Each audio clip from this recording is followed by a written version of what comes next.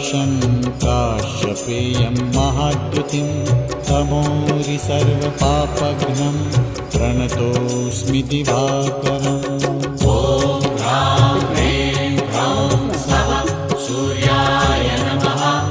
ॐ ह्रां ह्रीं ह्रौं स्वः सूर्याय नमः। जपाकुसुमसङ्काशं काश्यपेयं महाद्युतिं तमोरि सर्वपापघ्नं प्रणतोऽस्मि दिवाकरम्।